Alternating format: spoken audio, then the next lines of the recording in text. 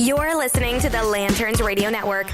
We are the network dedicated to empowering the individual, illuminating the truth, defending American exceptionalism, and inspiring future generations. Stay connected and get involved at lanterns.buzz for great radio. Get commentary and news of the day. Lanterns.buzz.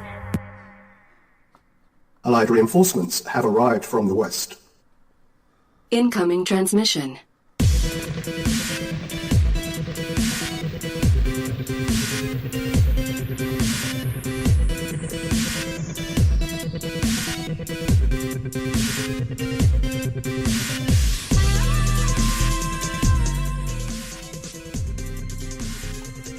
You're listening to the HoloNet podcast on the Lanterns Media Network. The new conservative resistance begins right here, right now.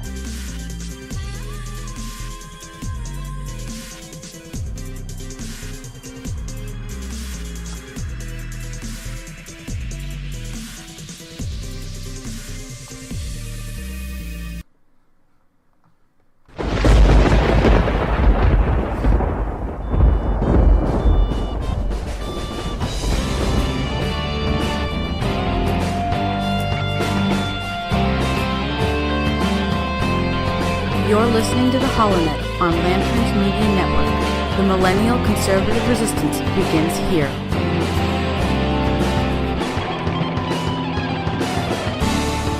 Yes, ladies and gentlemen, boys and girls, children of all ages, the new millennial conservative resistance does indeed begin right here, right now, with you. You're listening to the HoloNet podcast here on the Lanterns Media Network. From Phoenix, Arizona, I'm your host, Matt Holloway, not completely back to my normal, vocally bombastic self just yet. Due to either a combination of allergies or a cold that just will not go away, but had to jump in because this week took a rather radical shift from absolutely nothing going on in the news to holy jumping balls with absolutely nothing in between. I mean, just within the last few hours, we've seen Russian military units engaging the Ukrainians in the Black Sea.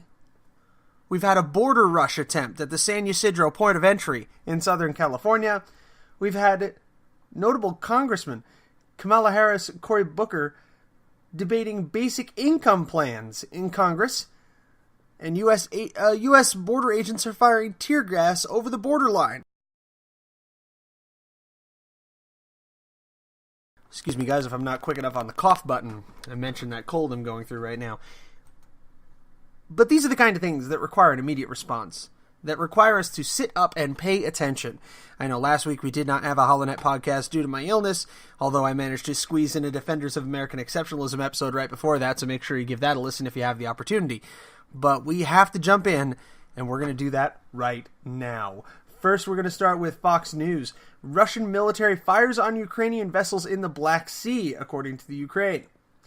Russia's military opened fire on 3 Ukrainian vessels, seizing 2 naval artillery boats in the Black Sea off the coast of the Crimean Peninsula Sunday, Ukraine's military said, escalating tensions in the disputed region. Ukraine's Navy said Russian Coast Guard crews boarded the 2 artillery boats and a tugboat and seized the 2 larger vessels. The Navy also said that 2 crew members were wounded, though their conditions were not immediately known. Earlier Sunday, Russia and Ukraine traded accusations over another incident involving the same 3 vessels. The incident began after a Ukrainian Navy claimed a Russian Coast Guard vessel rammed the tugboat, which was escorting the artillery boats from Odessa on the Black Sea to Mariupol on the Sea of Azov via the Kerch Strait. Russian Coast Guard vessels, this is quoting, carried out openly aggressive actions against Ukrainian Navy ships, the Ukrainian Navy statement said. It said the Russian ship damaged the tugboat's engine, hull, side railing, and lifeboat. The statement added that Russia had been informed in advance about the planned journey. Russia then blocked off the strait. Now, if you haven't been paying attention to the geopolitics around Crimea and the Black Sea over the course of the last 2 years, little history lesson here. Back during the days of the Obama administration, Russia seized the Crimean Peninsula. There's no better way to say it. They hostilely took it over under the auspices, the thinly veiled veneer of a public plebiscite, stating that the people of Crimea wanted to join Russia. Similar movements, abortive movements, took place in the cities of Donetsk and Luhansk in eastern Ukraine. Those were largely unsuccessful. Though the insurgents were backed by Russian military forces, they were not successfully able to shake off the Ukrainian military. But the Russians were able to get away with Crimea, which is really what they wanted. Russia wants to completely reabsorb Ukraine, make no mistake. They view that Ukraine splitting off as an independent nation following the 1991 dissolution of the Soviet Union is one of the greatest tragedies in modern history, paraphrasing Vladimir Putin himself. But this represents a bold new move of the Russian military to again openly challenge Ukrainian forces, this time at sea. And we have a much different president in play. We have President Donald Trump sitting in the White House as opposed to President Barack. What red line are you talking about, Obama? So the question is now, how will the White House respond to this latest Russian aggression, Russia being a perceived weak spot in the president's foreign policy?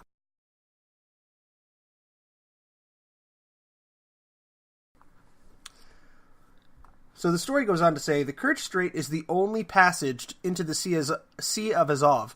The strait is crossed by the recently completed Kerch Bridge, which connects Crimea to Russia. Transit under the bridge has been blocked by a tanker ship. Dozens of cargo ships awaiting passage are stuck. Russia has not given any indication of how long it will keep the strait blocked off, but long-term closure to civilian traffic would amount to an economic blockade of Ukrainian cities on the Azov coast. In addition, the Russia's Black Sea Fleet greatly outmatches the Ukrainian Navy. Ukrainian cities in the Sea of Azov include strategically vital centers such as Mariupol, the closest government-controlled city to Donetsk and Luhansk, the breakaway regions of eastern Ukraine controlled by Russian-backed separatists.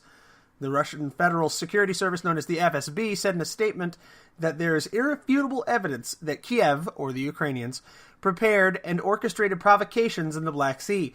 These materials will soon be made public. A Russian Foreign Ministry spokeswoman, Maria Zakharova, said on Facebook that the incident was characteristic of Ukrainian behavior: provoke, pressure, and blame for aggression. Though a 2003 treaty designates the Kerch Strait and the Sea of Azov as shared territorial waters, Russia has been asserting greater control over the passage since 2015. Ukraine's foreign ministry said in a statement that the Russians have transgressed all boundaries and become aggressive, and demand clear reaction of the international community. We consider such aggressive actions as violations of the norms of the UN Charter and the United Nations Convention on the Law of the Sea. The statement went on, Ukraine will take all appropriate measures to ensure a diplomatic and legal response. In other words, they can't do anything about this militarily, and they're calling on the rest of the world to respond. And the United States does have a treaty obligation to defend Ukraine. This is a treaty obligation that was abrogated during the Obama administration, when absolutely no response was made to Russian aggression and the seizure of Crimea, despite treaty obligation dating back to 1991 that the United States would uphold the sovereignty and territorial integrity of the Ukraine. So the question is now, how will President Trump respond? Will there be a resounding silence from the White House? Will there be saber rattling? Or will we see an execution of retaliatory force much like we saw in Syria?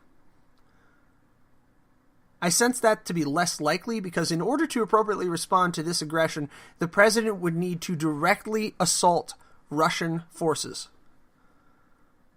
which differs significantly and puts us on an entirely different level than the Syrian conflict.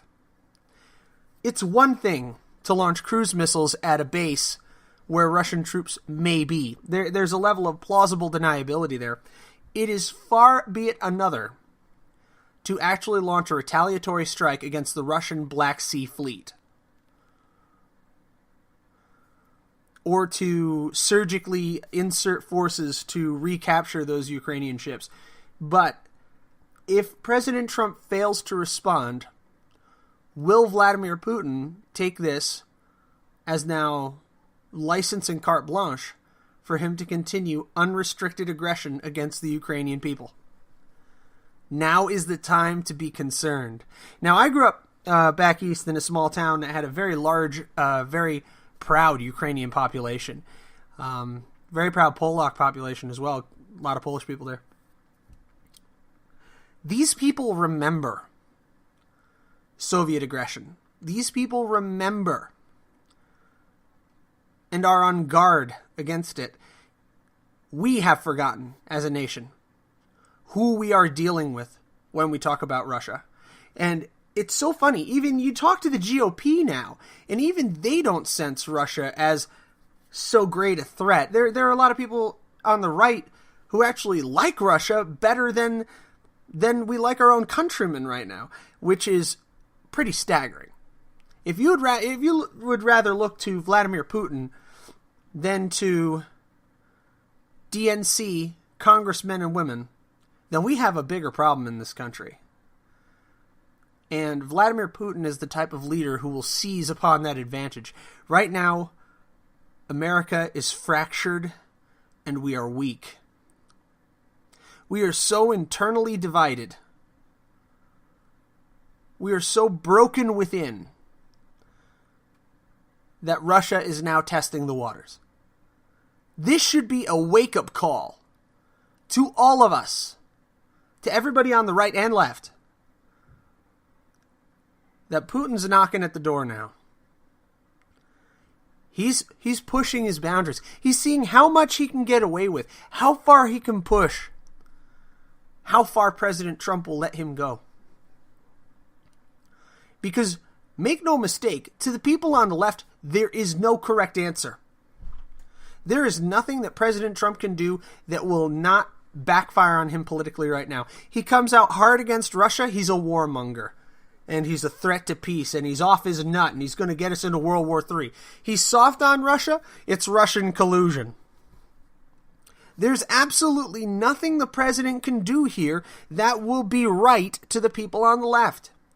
Because they've taken the bar-none stance that everything this president does is wrong. That everything he touches is evil.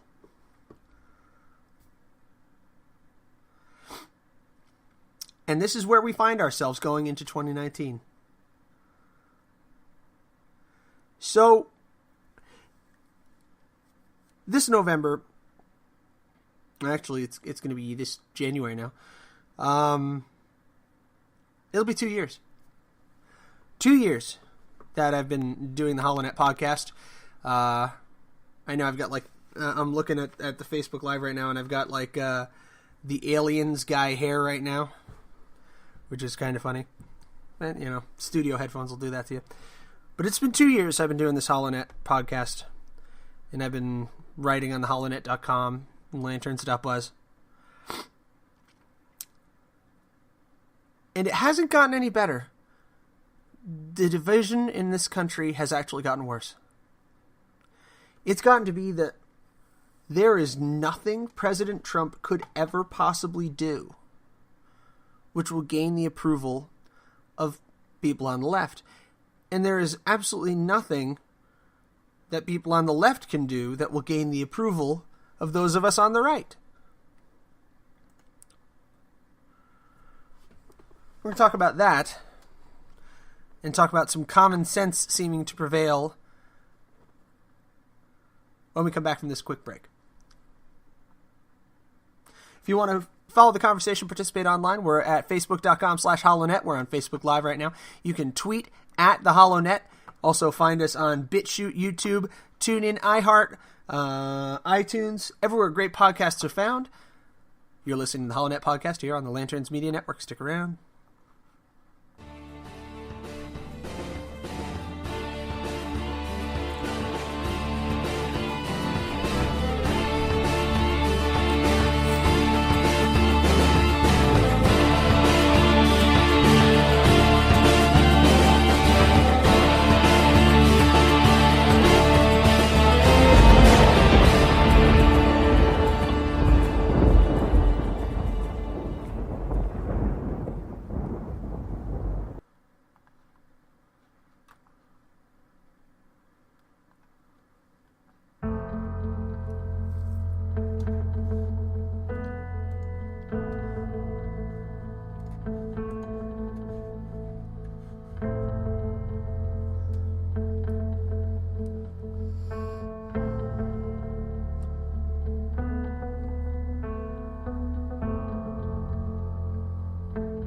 see people coming together not for divisiveness of party or for dichotomy of thought, but for unity in principle.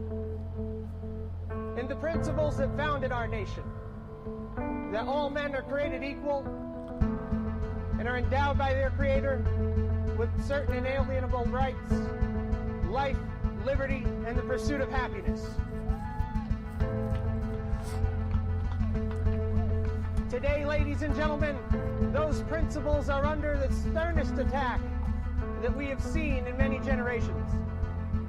It has become a crime in this nation nearly to express a difference in opinion from what is held by your party to be doctrine,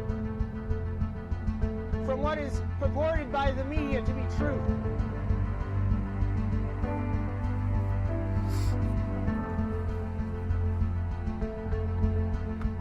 We have an opportunity to reach out to our fellow Americans regardless of their creed and regardless of their political inclinations, and unite as Americans, not as Republicans or as Democrats, as liberals or conservatives, but to unite around the principles that have guided this nation so well.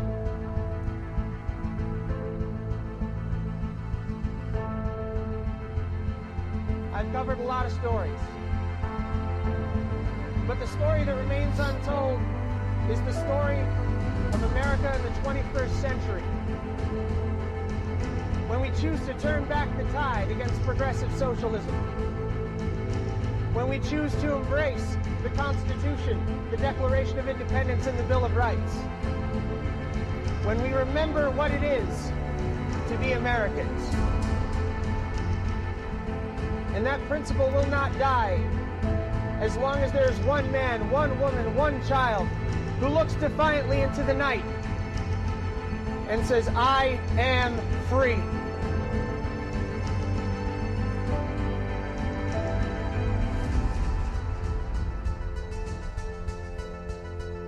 You're listening to the HoloNet podcast on the Lanterns Media Network.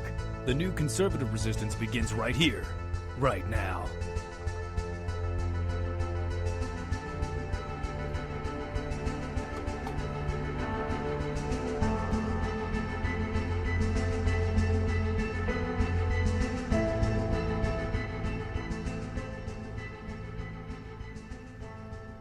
Allied reinforcements have arrived from the west.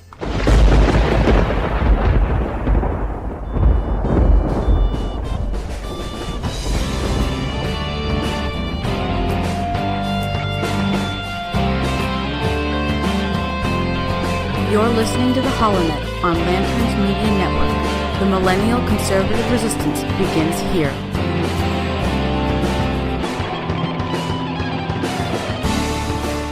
And we're back. You're listening to the HoloNet podcast here on the Lanterns Media Network from Phoenix, Arizona. I'm Matt Holloway. And Thanksgiving passed this past week.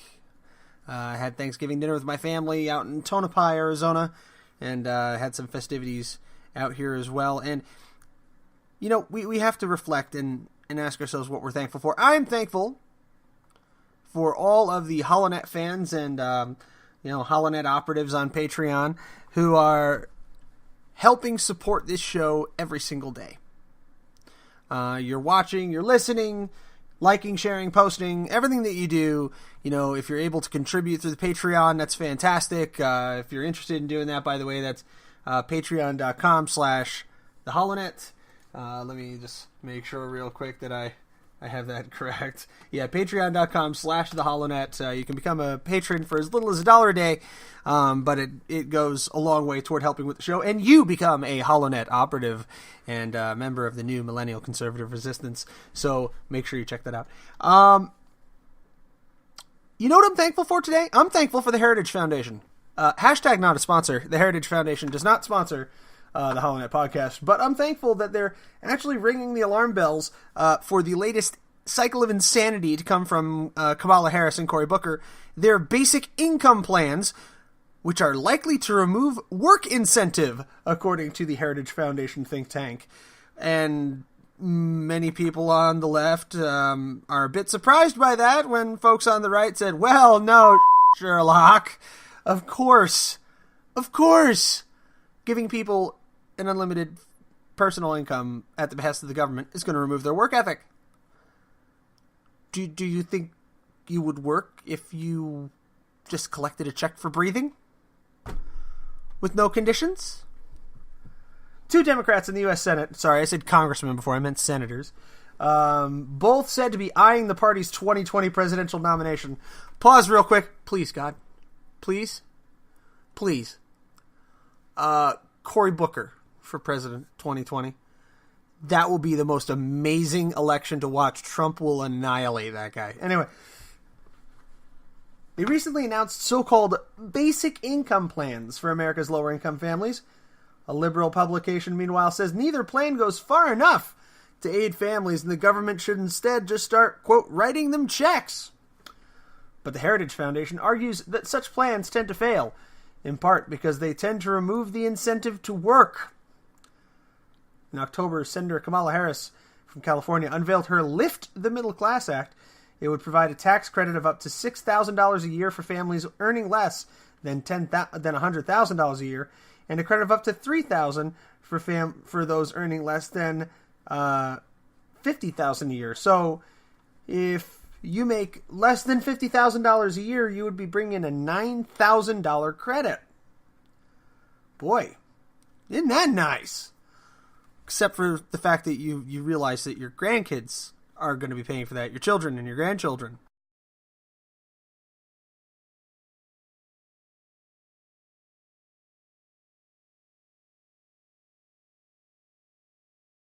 Excuse my cough. She said, middle-class families deserve to know that one unexpected cost won't lead to financial emergency, she tweeted when the plan was unveiled.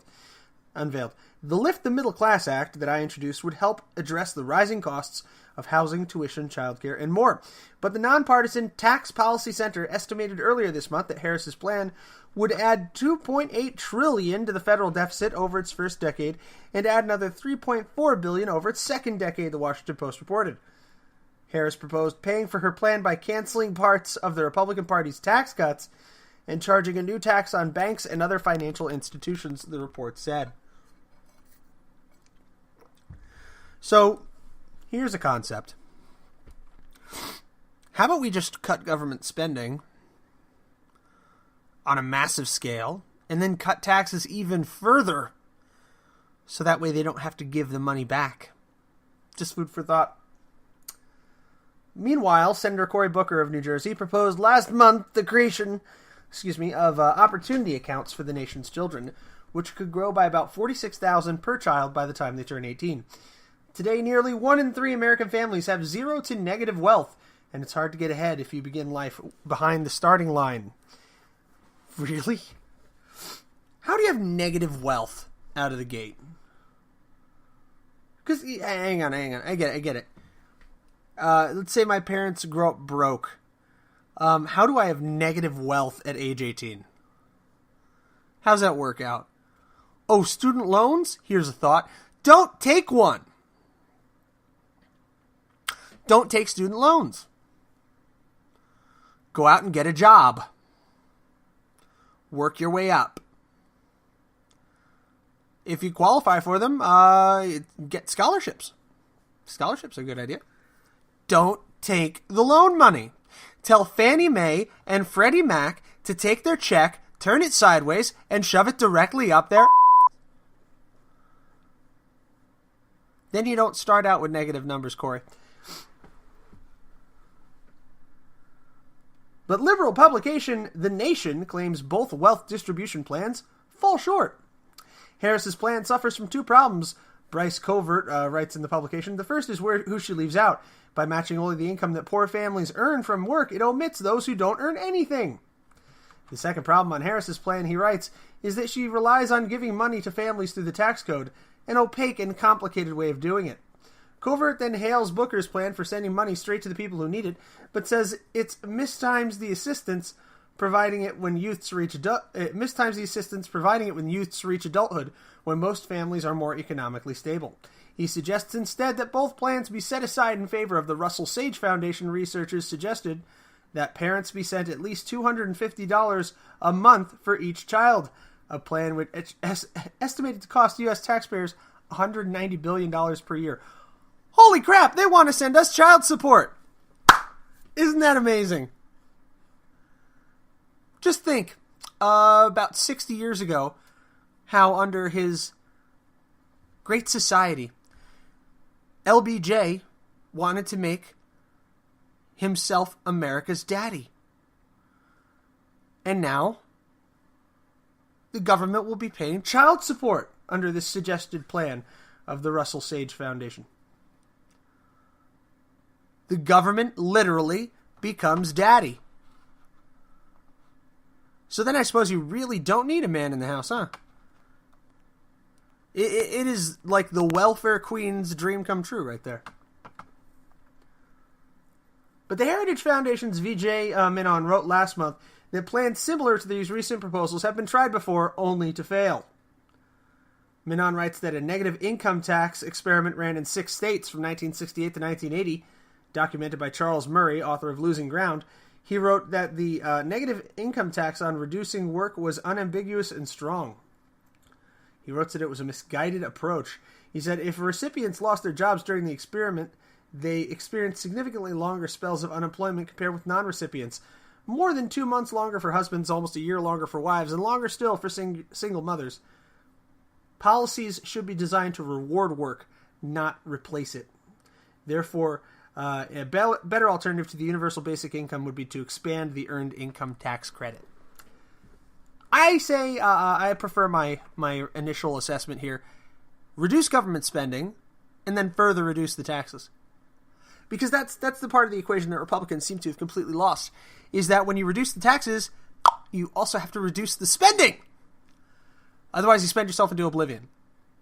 So if we reduce the spending even further, then we can reduce the taxes even further. It's amazing. You just need to start hack and slashing the government until you get down to the key essentials, the barest minimums required under the Constitution of the United States. And speaking of those minimums required, how about that border? How about that border? We're going to head to the San Ysidro port of entry, located in Southern California, right after we take this quick break. You're listening to the HoloNet Podcast here on the Lanterns Media Network. Stick around.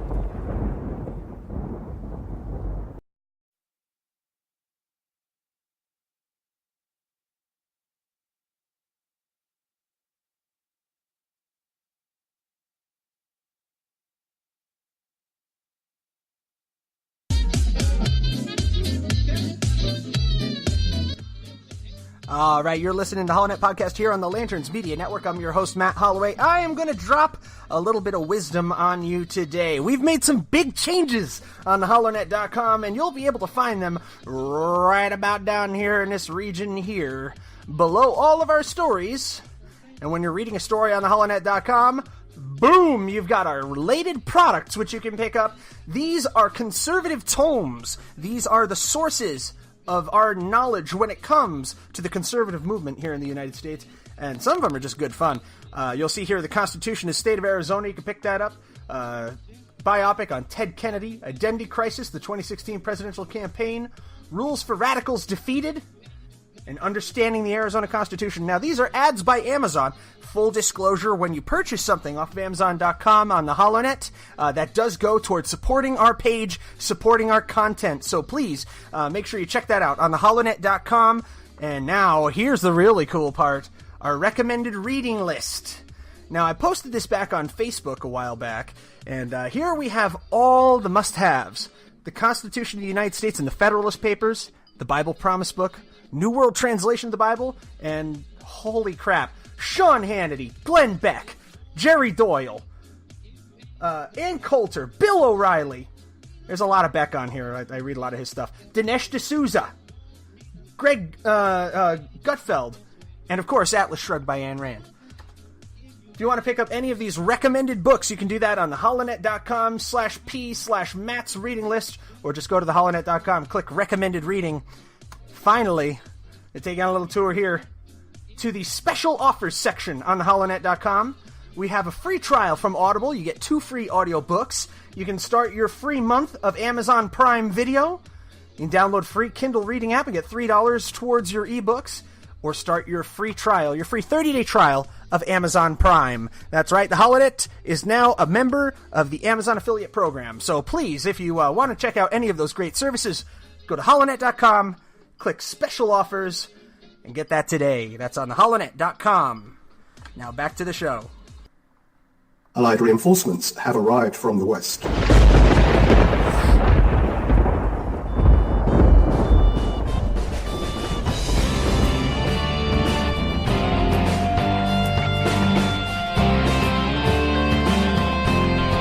You're listening to the Holonet on Lanterns Media Network. The millennial conservative resistance begins here.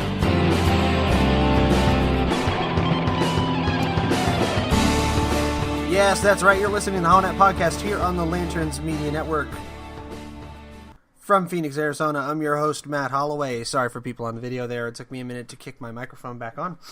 We go to a story on The Blaze right now, about 22 minutes old. U.S. agents fired tear gas at migrants attempting to breach the fence along the U.S.-Mexico border. U.S. agents fired tear gas at a group of migrants attempting to breach the fence along the U.S.-Mexico border on Sunday, according to published reports. The group was comprised of mostly men trying to breach the crossing between Tijuana and California. The Associated Press reported children were screaming and coughing in the mayhem. Honduran migrant Ana Zuniga, 23, told the news outlet she saw migrants open a small hole in the concertina wire at the gap on the Mexican side of the levee, at which point U.S. agents fired tear gas at them. She said, "We ran, but when you run, the gas asphyxiates you more." She said she carried her 3-year-old daughter, Valerie, in her arms. Milenio TV in Mexico showed images of migrants at the border attempting to jump over the fence. In contrast, shoppers strolled in and out of an outlet mall on the U.S. side.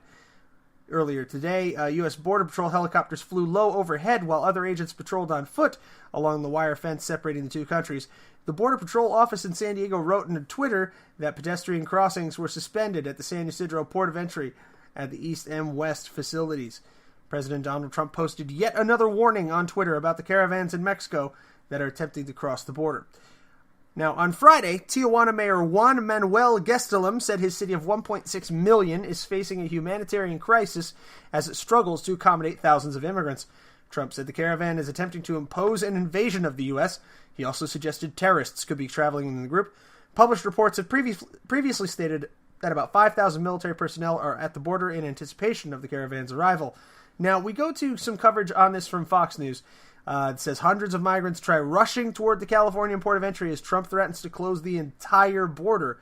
It says that images have posted on social media show Central American caravan pushing past Mexican riot police and rushing the border at San Ysidro.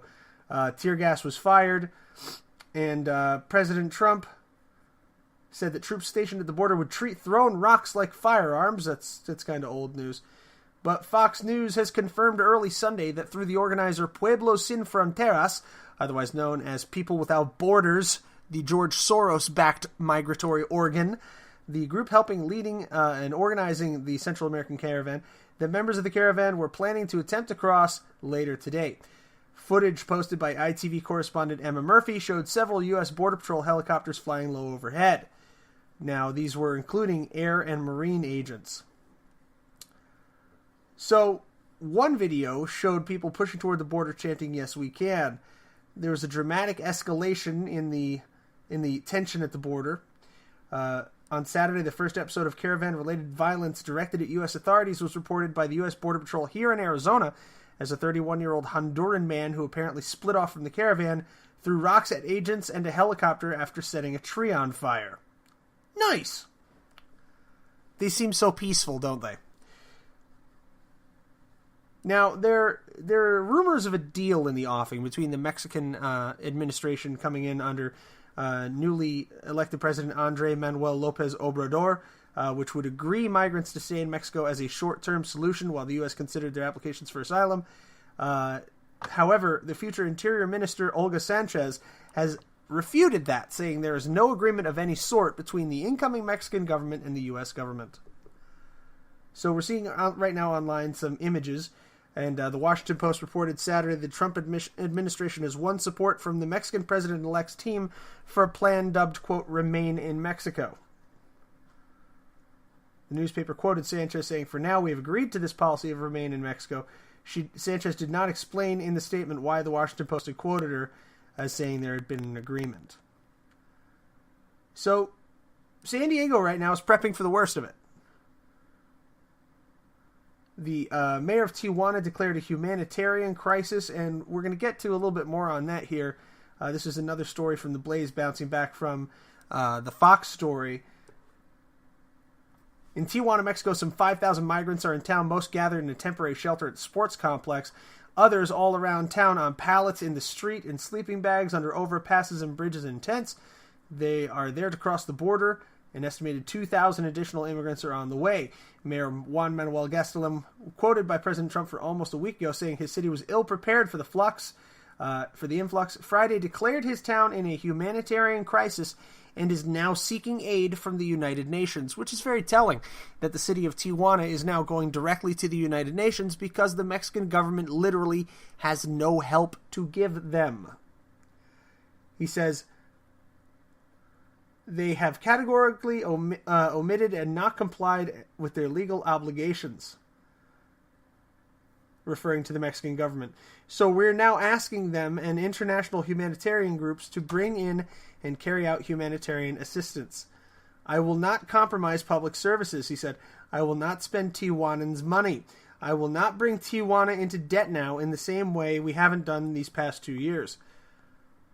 For years, and in particular the last few years, following the humanitarian disasters, not only to the south of Mexico, but in Haiti as well, Tijuana has had a steady influx of refugees and migrants, most seeking to cross into the United States at the Tijuana crossing. Because of the absence, the apathy, and the abandonment of the federal government, we are having to turn to international institutions like the UN. Jesus. Think about that statement. Because of the absence, the apathy, and the abandonment of the federal government, they have to turn to the UN. The city has spent $27,000 a day to shelter and care for the mostly Honduran immigrants. Now, Thursday teleconference, President Trump spoke to reporters. He warned that the U.S. may shut the whole border down to entry if the situation in Tijuana is deemed to be outside of the Mexican government's control. I believe based on that statement, the situation is now out of the Mexican government's control. The government of Tijuana itself has said, our government is not in control here. As a result, we have to go to the UN. So open and shut case. Now, besides the additional caravan of 2,000 people already headed toward Tijuana, more migrants have already gathered in the towns of Sonora and Mexicali. Sonora over the border from Arizona, Mexicali further to the east in California, east of San Ysidro. Edgar Corzo Sosa, Mexico's National Director of Human Rights, said that he would describe the conditions inside as still manageable and somewhat in order. But he said the temporary shelter was already well over capacity.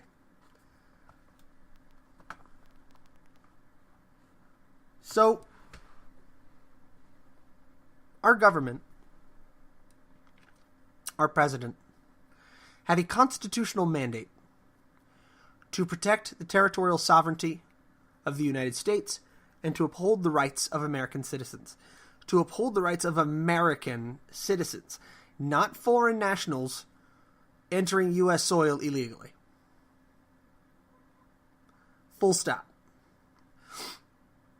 The president is fully within his rights as President of the United States and Commander-in-Chief to prevent people from entering the nation illegally. He's upholding the law. He's executing the law as the executive of the United States. So what's the Ninth Circuit Court's problem here, huh?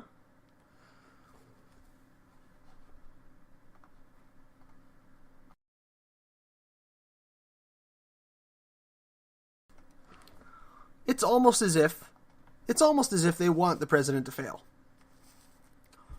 Because they do.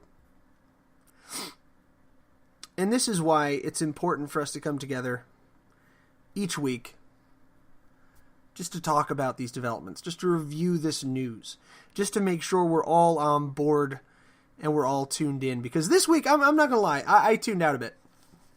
I really did. I did that Defenders of American Exceptionalism show last Saturday, rather. I had a lot of fun. The next day, I was sick as a dog. I'm still feeling it. I've still had to mute myself 4, 5, 6 times just to cough. Damn allergies going straight to bronchitis. I got bronchitis. Anybody got time for that? But it's so critical for us to stay tuned in and plugged in to the news that matters. Because scenes like this, where we cannot even manage our own border, where we cannot, without fracturing and disagreeing internally, decide what to do about people who are seeking to enter our country illegally, where this creates a massive row between the judicial and executive branches, we have shown the world that we are weak within, that we are fractured, and that we could be one crisis away from breaking all ties within this country with each other. We talk about, the cold civil war is upon us, and, what'll it take for the Second American Civil War?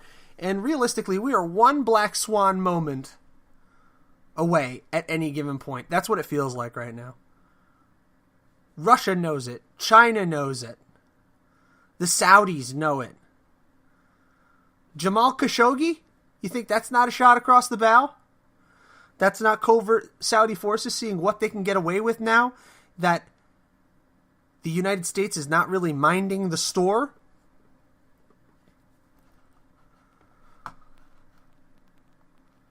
I'm reminded, I've been watching a lot of Winston Churchill lately. A whole lot. And Albert Finney stars in The Gathering Storm. And he has just an excellent reading, which I'm gonna play for you real quick. If I can get it to work. Bear with me.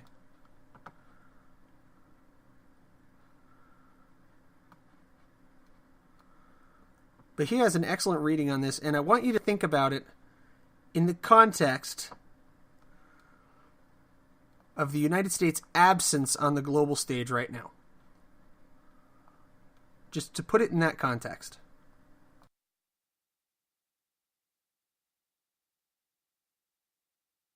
I said they! Buggers! This is absolutely the worst thing of my whole bloody life! I'm surrounded by enemies. They call me a warmonger because I speak the blunt truth. Baldwin is behind all this, Stanley bloody Baldwin. No better than an epileptic corpse. Who is in charge of the clattering train? The axles creak and the couplings strain. The pace is hot and the points are near. And sleep has deadened the driver's ear. And the signals flash through the nights in vain. For death is in charge of the clattering train.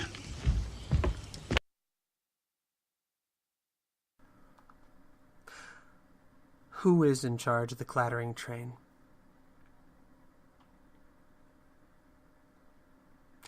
This is what happens when you have nearly a decade of an America who is foreign policy weak.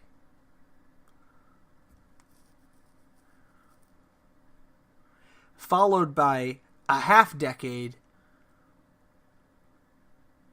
where we are shattered domestically and we are more divided than we have ever been before. This is a backfire.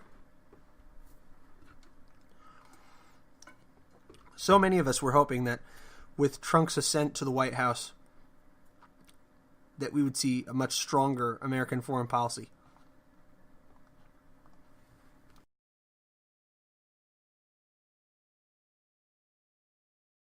And when the president has had the opportunity to execute foreign policy as he sees fit, we have.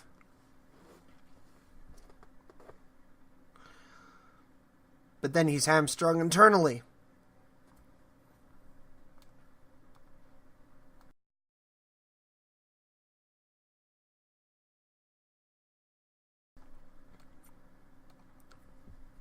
And that leads to a big concern of a stab-in-the-back mentality.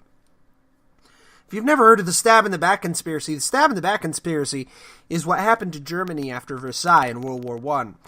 So many Germans believed that they hadn't really lost the war. So they believed that they had been stabbed in the back by their governments. And this was later inflamed by Hitler and the Nazis, where the German people believed they had been stabbed in the back by the Jewish establishment.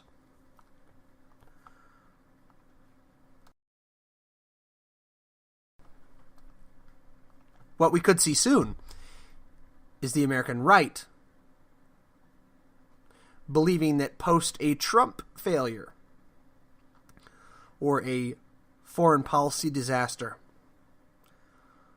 that we as a nation have been stabbed in the back by the leftists among us. Just the same as the German people believed after Versailles. The only question is, what shape will our Versailles take? And how will we react to believing we've been stabbed in the back and betrayed by our own? Will it be a conspiracy? Or will it be true? Do we have people on the left actively engineering the failure of the United States on a foreign policy level and on an international level? There are days I believe we do. There are days I believe we do. So, going into another year of the HoloNet podcast, this is our task. To remain on guard. To hold the line against the night. And to continue to call out these stories and these patterns when we see them. I'm not going to have time to pull up the soundbite right now, but there's a great line in V for Vendetta, if you have ever had the chance to look it up. I believe I played it here before, where Detective Finch, or Inspector Finch, sees everything laid out in a great sort of pattern. And the human mind is a pattern recognition filter. When you read as much history as I have, you start to see patterns in the timeline.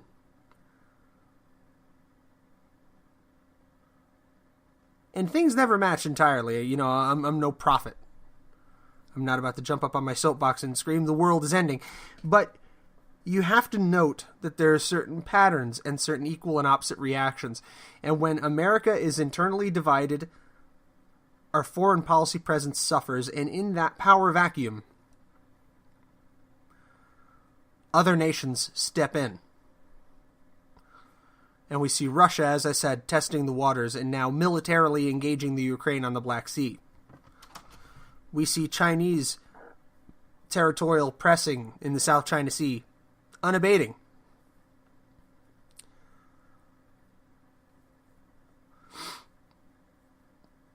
And we see the Saudis slaughtering a journalist inside their embassy with impunity.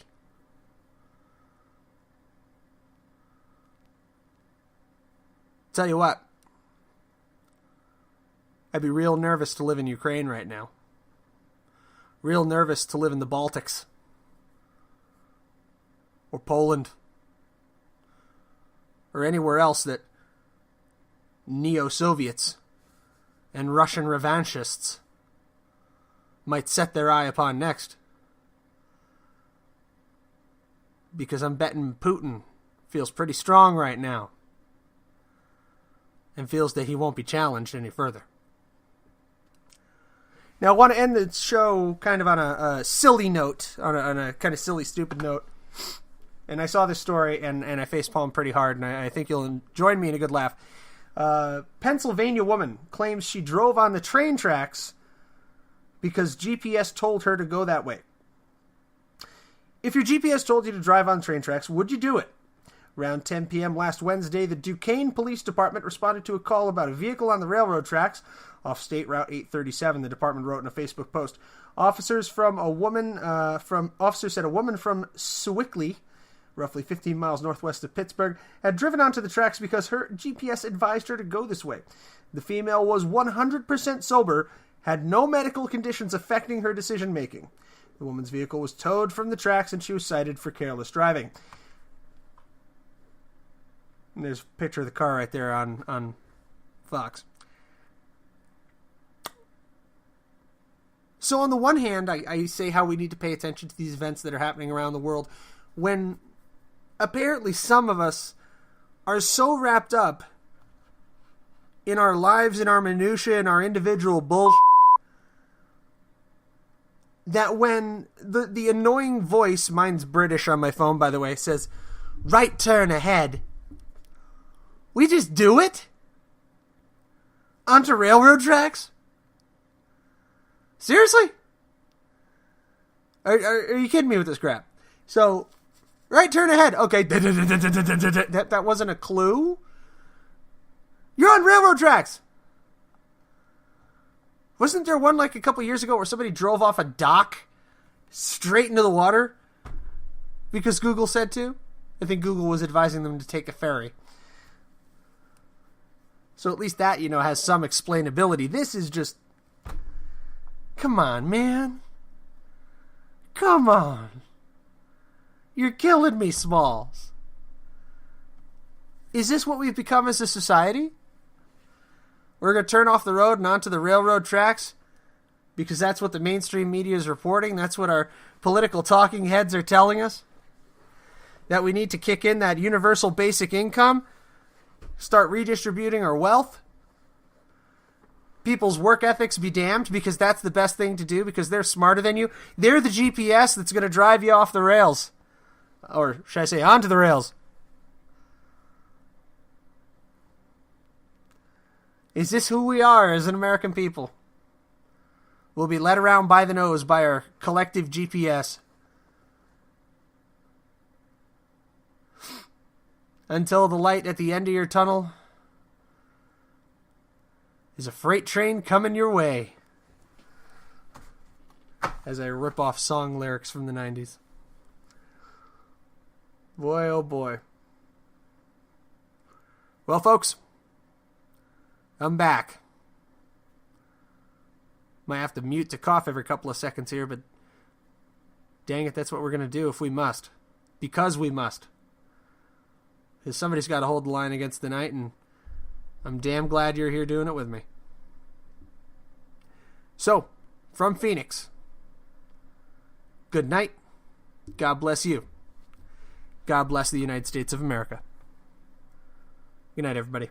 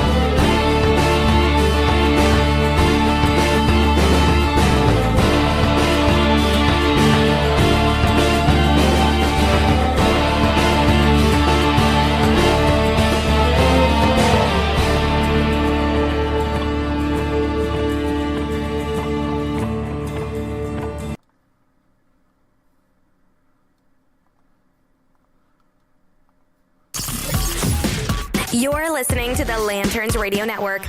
We are the network dedicated to empowering the individual, illuminating the truth, defending American exceptionalism, and inspiring future generations. Stay connected and get involved at lanterns.buzz for great radio. Get commentary and news of the day. Lanterns.buzz.